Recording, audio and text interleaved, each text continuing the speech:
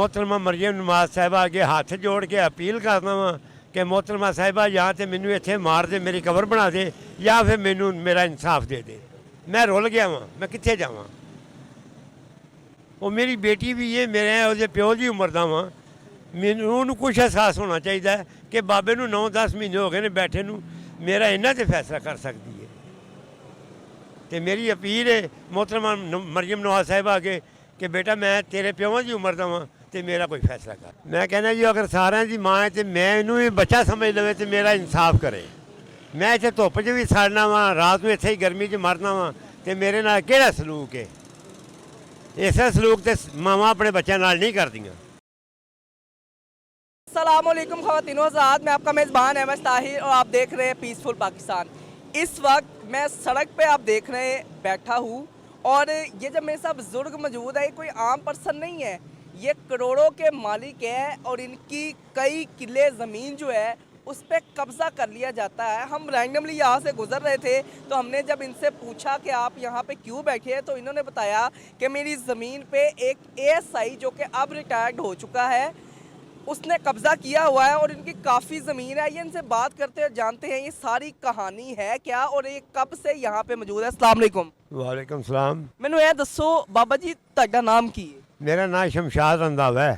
ਸ਼ਮਸ਼ਾਦ ਰੰਧਾਵਾ। हाँ जी। ਤੇ ਤੁਸੀਂ ਇੱਥੇ ਕਦੋਂ ਦੇ ਬੈਠੇ ਹੋ? मैं 9वें महीने की 22 तरीक का पिछले साल का। ਅੱਛਾ ਪਿਛਲੇ ਸਾਲ ਦੇ 9ਵੇਂ ਮਹੀਨੇ ਦੇ। जी जी। ਯਾਨੀ ਕਿ 9 10 11 12 9 ਤੋਂ 10 ਮਹੀਨੇ ਹੋ ਗਏ ਨੇ। हाँ जी। ਤੇ ਤੁਸੀਂ ਇੱਥੇ ਕੀ ਲੈਣ ਬੈਠੇ ਹੋ, ਕੀ ਵਜ੍ਹਾ ਕੀ? मैं इतने बैठा कि मोहतरमा मरियम नवाज साहिबा जी इंतज़ार चाह के वो मेरा फैसला करे, मैनू ज़मीन मेरी वापस करवाए। ਬਾਬਾ ਜੀ ਮੈਨੂੰ ਦੱਸਣਾ ਤੁਸੀਂ ਕਿੱਥੋਂ ਆਏ ਹੋ?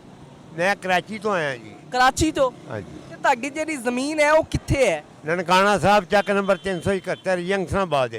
ਅੱਛਾ ਨਨਕਾਣਾ ਦੇ ਹੋ ਤੁਸੀਂ ਬੇਸਿਕਲੀ। ਕਰਾਚੀ ਕੀ ਕਰਦੇ ਹੋ? कराची में सिक्योरिटी गार्ड की नौकरी करना। ਅੱਛਾ ਨੌਕਰੀ ਕਰਦੇ ਹੋ। ਹਾਂਜੀ। ਤੇ ਹੁਣ ਇੱਥੇ ਤੁਸੀਂ ਬੈਠੇ ਹੋ 8 9 10 ਮਹੀਨੇ ਹੋ ਗਏ ਨੇ ਤੇ ਕਿਵੇਂ ਤੁਸੀਂ ਕਰ ਰਹੇ ਹੋ ਇੱਥੇ? ਇਹ ਪੇਪਰ ਜਿਹੜੇ ਨੇ ਕਿਸ ਚੀਜ਼ ਦੇ ਪੇਪਰ ਨੇ ਤੁਹਾਡੇ ਹੱਥ? ये मेरी ज़मीन के पेपर ने। ਇਹ ਜ਼ਮੀਨ ਦੇ ਪੇਪਰ ਨੇ। हाँ जी। ਤੇ ਤੁਸੀਂ ਉਸ ASI ਦੇ ਖਿਲਾਫ ਕਿਤੇ ਐਪਲੀਕੇਸ਼ਨ ਦਿੱਤੀ ਕਿ DC ਕੋਲ ਗਏ, AC ਕੋਲ ਗਏ? बेटा मैं डिप्टी कमिश्नर को गया था, उन्हें मैंने टोकन दिता है कि मैं तेरा कब्जा बाबा जी छुड़वावांगा। अच्छा। लेकिन आलिया नीलम साहिबा ने कब्जे रखवा दिते सन ते उस तो बाद हाली तक कोई सुनवाई नहीं हुई। ਉਸ ਤੋਂ ਬਾਅਦ ਤੁਸੀਂ ਉਸ ASI ਦੇ ਖਿਲਾਫ ਕੋਈ ਐਪਲੀਕੇਸ਼ਨ ਦਿੱਤੀ, ਕੋਈ IG ਕੋਲ ਗਏ, ਵਜ਼ੀਰ ਆਲਾ ਦੇ ਕੋਲ ਕੋਈ ਐਪਲੀਕੇਸ਼ਨ ਦਿੱਤੀ ਹੈ ਤੁਸੀਂ? मैं IG साहब ਨੂੰ ਦਰਖਾਸਤ ਦਿੱਤੀ, ਉਹਨਾਂ ਮੈਨੂੰ DPO ਨਾਲ ਮਾਰਕ ਕਰਤਾ। DPO ਨੇ ਮੈਨੂੰ ਰੈਵਨਿਊ ਬੋਰਡ ਤੋੜ ਦਿੱਤਾ, ਜਦੋਂ ਕਿ ਸਾਡੇ ਨਨਕਾਣਾ ਸਾਹਿਬ ਦਾ ਮੁਤਲਕਾ ਜਿਹੜੇ ਕਾਗਜ਼ਾਤ ਨੇ ਉਹ ਸਿਰਫ ਨਨਕਾਣੇ ਵਿੱਚ ਨੇ ਤੇ ਰੈਵਨਿਊ ਬੋਰਡ 'ਚ ਕੋਈ ਕਾਗਜ਼ ਨਹੀਂ। ਮੈਨੂੰ ਇਹ ਦੱਸਣਾ ਕਿ ਤੁਹਾਡੀ ਜ਼ਮੀਨ ਕਿੰਨੀ ਕੁ ਹੈ? ਮੇਰੀ ਜ਼ਮੀਨ ਸਾਰੀ ਟੋਟਲ ਜਿਹੜੀ ਉਹ 25 ਕਿੱਲੇ ਵੇ ਤੇ 5 ਕਿੱਲੇ ਜ਼ਮੀਨ ਹੈ 5 ਕਿੱਲੇ ਜ਼ਮੀਨ ਹੈ ਤੁਹਾਡੀ। ਜੀ 25 ਕਿੱਲੇ। ਤੇ ਉਹ 5 ਕਿੱਲੇ ਜ਼ਮੀਨ ਤੇ ਉਹਨੇ ਕਬਜ਼ਾ ਕੀਤਾ ਹੋਇਆ ਹੈ। ਉਹਨੇ 22 ਕਿੱਲਿਆਂ ਤੇ ਕਬਜ਼ਾ ਕੀਤਾ ਹੈ। 3 ਕਿੱਲੇ ਤੁਹਾਡੇ ਕੋਲ ਨੇ। ਮੇਰੇ ਮੈਨੂੰ ਇਹ ਦੱਸਣਾ ਕਿਸ ਤਰੀਕੇ ਨਾਲ ਉਹਨੇ ਕਬਜ਼ਾ ਕੀਤਾ, ਕਿਵੇਂ ਕੀਤਾ, ਕੀ ਵਜ੍ਹਾ ਬਣੀ? ਬੇਟਾ ਜੀ ਉਹਨੂੰ ਠੇਕੇ ਤੇ ਦਿੱਤੀ ਸੀ ਜ਼ਮੀਨ। ਕੀ ਨਾਮ ਕੀ ਹੈ ਉਸ ASI ਦਾ? ਉਹਦਾ ਨਾਮ ਹੈ ਅਹਿਮਦ ਯਾਰ ਵੱਟੂ। ਅਹਿਮਦ ਯਾਰ ਬੱਟੂ। ਚੱਕ ਇਸ ਟਾਈਮ ਇਸ ਵਕਤ ਉਹ ਹਾਜ਼ਰ ਸਰਵਿਸ ਹੈ? ਨਹੀਂ ਰਿਟਾਇਰ ਹੈ। ਅੱਛਾ ਰਿਟਾਇਰ ਹੋ ਗਿਆ। ਹਾਂ ਠੀਕ ਹੈ ਤੇ ਉਹ ਚੱਕ ਨੰਬਰ 638 ਦਾ ਰਹਿਣ ਵਾਲਾ ਹੈ। ਠੀਕ ਹੈ। ਉਹਦੇ ਪਿਓ ਦੇ ਨਾਲ ਸੁਲੱਖਣ ਸੀ, ਸੁਲੱਖਣ ਨੂੰ ਜ਼ਮੀਨ ਦਿੱਤੀ ਸੀ, ਇਹ ਹਾਜ਼ਰ ਸਰਵਿਸ ਸੀ, ਇਹ ਕਬਜ਼ਾ ਕਰਕੇ ਬਹਿ ਗਿਆ। ਅਸ਼ਰਫ ਪਟਵਾਰੀ ਨਾਲ ਮਿਲ ਕੇ ਨਜਾਇਜ਼ ਇੰਤਕਾਲ ਕਰਵਾਇਆ ਔਰ ਆਪਣੀ ਬੀਵੀ ਦੇ ਨਾਂ ਤੇ ਜ਼ਮੀਨ ਕਰਵਾਈ ਹੈ। ਅੱਛਾ ਸਾਰੀ ਜ਼ਮੀਨ ਆਪਣੀ ਬੀਵੀ ਦੇ ਨਾਮ ਤੇ? ਬੀਵੀ ਦੇ ਨਾਂ ਕਰਵਾਈ ਹੈ। ਤੁਸੀਂ ਉਹਦੇ ਕੋਲ ਗਏ ਹੋ, ਕੋਈ ਗੱਲ ਕਰਨ ਦੀ ਕੋਸ਼ਿਸ਼ ਕੀਤੀ ਕਿ ਮੈਂ ਮਾੜਾ ਬੰਦਾ ਵਾਂ? ਪੁੱਤਰੋ ਗੱਲ ਕਰਦੇ ਹੀ ਨਹੀਂ ਕਿਸੇ ਨਾਲ। ਉਹ ਇੱਕ ਕਬਜ਼ਾ ਮਾਫੀਆ ਗਰੁੱਪ ਦਾ ਲੀਡਰ ਹੈ। ਉਹਨੇ ਮੇਰੀ ਜ਼ਮੀਨ ਤੇ ਨਹੀਂ, ਨਾਲ ਕਬਰਸਤਾਨ ਦੀ ਜ਼ਮੀਨ ਉੱਤੇ ਵੀ ਕਬਜ਼ਾ ਕੀਤਾ ਹੈ।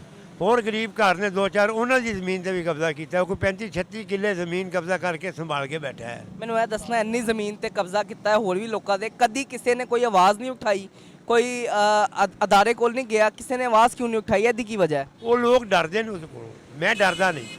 ਅੱਛਾ ਡਰਦੇ ਨੇ। ਹਾਂ ਉਹ ਲੋਕ ਗਰੀਬ ਨੇ, ਉਹ ਡਰਦੇ ਨਹੀਂ, ਮੈਂ ਡਰਦਾ ਨਹੀਂ। ਮੈਂ ਨਾ ਜੀ ਇੱਥੇ ਮੈਂ ਫੁੱਟਪਾਥ 'ਤੇ ਪਿਆ, ਮੈਨੂੰ ਆ ਕੇ ਮਾਰ ਛੱਡੋ।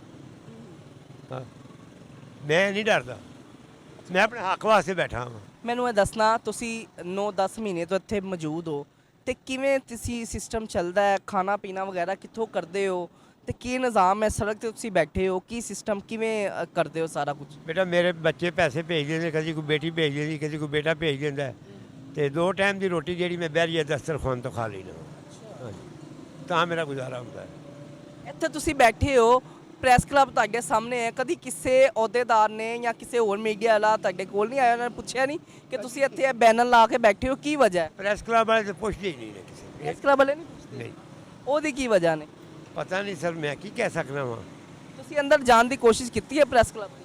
ਮੈਂ ਪਾਣੀ ਲੈਣ ਜਾਂਦਾ ਵਾਂ, ਵਾਸ਼ਰੂਮ ਵੀ ਜਾਂਦਾ ਵਾਂ। ਨਹੀਂ ਤੇ ਕਦੀ ਕਿਸੇ ਅਹੁਦੇਦਾਰ ਕੋਲ, ਸਦਰ ਜਿਹੜੇ ਨੇ ਉਹਨਾਂ ਕੋਲ ਗਏ ਹੋ ਕਿ ਮੇਰਾ ਇਹ ਮਸਲਾ ਹੈ, ਇਸ ਮਸਲੇ ਵਾਸਤੇ ਮੈਂ ਲਾਹੌਰ ਆਇਆ ਇੰਨੀ ਦੂਰੋਂ? ਮੈਂ ਨਹੀਂ ਗਿਆ, ਕਿਉਂਕਿ ਮੈਂ ਸੁਣਿਆ ਕਿ ਇੱਥੇ ਪੈਸੇ ਮੰਗਦੇ ਨੇ। ਸੁਣਿਆ ਹੈ, ਹਾਂ, ਲੇਕਿਨ ਤੁਸੀਂ ਇੱਕ ਵਾਰੀ ਜਾਂਦੇ ਤੇ ਸਹੀ, ਤੁਹਾਡੇ ਕੋਲੋਂ ਤਾਂ ਪੈਸੇ ਨਹੀਂ ਨਾ ਉਹਨਾਂ ਨੇ ਮੰਗੇ। ਤੁਸੀਂ ਉਹਨਾਂ ਨੂੰ ਦੱਸਦੇ ਕਿ ਮੈਂ ਮਾੜਾ ਬੰਦਾ, ਮੇਰਾ ਇਹ ਮਸਲਾ। ਲੋਕ ਦੱਸਦੇ ਨੇ ਕਿ ਪੈਸੇ ਮੰਗਦੇ ਆ। ਲੇਕਿਨ ਤੁਸੀਂ ਲੋਕਾਂ ਦੀ ਗੱਲਾਂ ਤੇ ਯਕੀਨ ਨਾ ਕਰੋ, ਤੁਸੀਂ ਖੁਦ ਜਾ ਕੇ ਤੇ ਵੇਖੋ। ਮੈਨੂੰ ਇਹ ਦੱਸਣਾ, ਹੁਣ ਖੁੱਲੀ ਕਚਹਿਰੀ ਮਰੀਮ ਨਵਾਜ਼ ਸਾਹਿਬਾ ਜਿਹੜੀ ਵਜ਼ੀਰ ਨੇ ਸਾਡੀਆਂ, ਉਹਨਾਂ ਨੇ ਖੁੱਲੀ ਕਚਹਿਰੀ ਵੀ ਲਾਈ ਏ ਜਿੱਥੇ ਗਰੀਬਾਂ ਦੀ ਸੁਣੀ ਜਾਂਦੀ ਹੈ। ਤੁਸੀਂ ਖੁੱਲੀ ਕਚਹਿਰੀ ਗਏ ਹੋ? ਨਹੀਂ, ਖੁੱਲੀ ਕਚਹਿਰੀ ਮੈਨੂੰ ਪਤਾ ਹੀ ਨਹੀਂ ਪੁੱਤਰ, ਮੈਂ ਲਾਹੌਰ ਦਾ ਵਾਕਿਫ ਨਹੀਂ ਹਾਂ। ਨਹੀਂ, ਤੁਹਾਡੇ ਜ਼ਿਲ੍ਹੇ 'ਚ ਖੁੱਲੀ ਕਚਹਿਰੀ ਨਹੀਂ ਲੱਗਦੀ? ਨਹੀਂ, ਸਾਡੇ ਜ਼ਿਲ੍ਹੇ 'ਚ ਨਹੀਂ ਲੱਗਦੀ ਖੁੱਲੀ ਕਚਹਿਰੀ, ਨਨਕਾਣਾ ਸਾਹਿਬ ਨਹੀਂ ਲੱਗਦੀ? ਨਹੀਂ ਲੱਗਦੀ। ਉਸ ਤੋਂ ਇਲਾਵਾ ਹੁਣ ਤੁਸੀਂ ਲਾਹੌਰ ਆਏ ਹੋ, ਇੰਨੇ ਮਹੀਨੇ ਹੋ ਗਏ, ਕਿਸੇ ਨੇ ਕੋਈ ਰਾਬਤਾ ਨਹੀਂ ਕੀਤਾ, ਕਿਸੇ ਨੇ ਨਹੀਂ ਪੁੱਛਿਆ? ਕਿਸੇ ਫਰਦ ਨੇ ਮੈਨੂੰ ਆ ਕੇ ਨਹੀਂ ਪੁੱਛਿਆ ਕਿ ਬਾਬਾ ਜੀ ਇੱਥੇ ਕਿਉਂ ਬੈਠੇ ਹੋ, ਪਾਗਲਾ ਵਾਂਗੂ ਲੰਮੇ ਪਏ ਹੋ। ਮੈਂ ਕੀ ਕਰਾਂ? ਮੈਨੂੰ ਇਹ ਦੱਸਣਾ, ਦਿਨ ਵਿੱਚ ਤੇ ਗਰਮੀ ਹੁੰਦੀ ਏ ਤੇ ਤੁਸੀਂ ਕੋਈ ਤਰਪਾਲ, ਕੋਈ ਸ਼ੇਡ, ਕੁਝ ਵੀ ਨਹੀਂ ਹੈ, ਗਰਮੀ 'ਚ ਕਿਵੇਂ ਤੁਸੀਂ ਸਾਰਾ ਦਿਨ ਇੱਥੇ ਬੈਠੇ ਰਹਿੰਦੇ ਹੋ? ਮੈਂ ਪੁੱਤਰ ਇੱਥੇ ਬੈਠਾ ਹੁੰਦਾ, ਇਹਨਾਂ ਦੀ ਹੁੰਦੀ ਹੈ ਦੁਕਾਨ ਵਾਲੇ ਨੇ, ਇਹਨਾਂ ਦੀ ਛਾਂ ਥੱਲੇ ਬਹਿ ਜਾਣਾ ਵਾ। ਜਿਵੇਂ ਤੁਸੀਂ ਹੁਣ ਆਏ ਤੇ ਮੈਂ ਉੱਥੇ ਬੈਠਾ ਸਾਂ, ਮੈਂ ਇਹਨਾਂ ਕੋਲ ਬਹਿ ਕੇ ਆਪਣਾ ਵਕਤ ਪਾਸ ਕਰ ਲੈਣਾ, ਰਾਤ ਨੂੰ ਮੈਂ ਇੱਥੇ ਸੌਂ ਜਾਣਾ। ਹੁਣ ਕੀ ਮੈਸੇਜ ਦੇਣਾ ਚਾਹੁੰਦੇ ਹੋ ਵਜ਼ੀਰ ਆਲਾ ਮਰੀਮ ਨਵਾਜ਼ ਸਾਹਿਬਾ ਨੂੰ? ਕੀ ਮੈਸੇਜ ਦੇਣਾ ਚਾਹੁੰਦੇ ਹੋ? मोहतरमा मरियम नवाज साहिबा अगे हाथ जोड़ के अपील करना वा कि मोहतरमा साहिबा या तो मैनू इत्थे मार दे, मेरी कबर बना दे, या फिर मैनू मेरा इंसाफ दे दे। मैं रुल गया वां, मैं कित्थे जावां? वो मेरी बेटी भी ये मेरे ਉਹਦੇ ਪਿਓ ਦੀ ਉਮਰ ਦਾ ਵਾਂ, ਮੈਨੂੰ ਉਹਨੂੰ ਕੁਛ ਅਹਿਸਾਸ ਹੋਣਾ ਚਾਹੀਦਾ ਕਿ ਬਾਬੇ ਨੂੰ 9-10 ਮਹੀਨੇ ਹੋ ਗਏ ਨੇ ਬੈਠੇ ਨੂੰ, ਮੇਰਾ ਇਹਨਾਂ ਤੇ ਫੈਸਲਾ ਕਰ ਸਕਦੀ ਹੈ। ਤੇ ਮੇਰੀ ਅਪੀਲ ਹੈ मोहतरमा मरियम नवाज साहिबा अगे कि बेटा मैं तेरे ਪਿਓਾਂ ਦੀ ਉਮਰ ਦਾ ਵਾਂ ਤੇ ਮੇਰਾ ਕੋਈ ਫੈਸਲਾ ਕਰ। ਮੈਂ ਕਹਿੰਦਾ ਜੀ ਅਗਰ ਸਾਰਿਆਂ ਦੀ ਮਾਂ ਹੈ ਤੇ ਮੈਂ ਇਹਨੂੰ ਵੀ ਬੱਚਾ ਸਮਝ ਲਵੇ ਤੇ ਮੇਰਾ ਇਨਸਾਫ ਕਰੇ। ਮੈਂ ਇੱਥੇ ਧੁੱਪ 'ਚ ਵੀ ਸੜਨਾ ਵਾਂ, ਰਾਤ ਨੂੰ ਇੱਥੇ ਹੀ ਗਰਮੀ 'ਚ ਮਰਨਾ ਵਾਂ, ਤੇ ਮੇਰੇ ਨਾਲ ਕਿਹੜਾ ਸਲੂਕ ਹੈ? ਇਸੇ ਸਲੂਕ ਤੇ ਮਾਵਾਂ ਆਪਣੇ ਬੱਚਿਆਂ ਨਾਲ ਨਹੀਂ ਕਰਦੀਆਂ।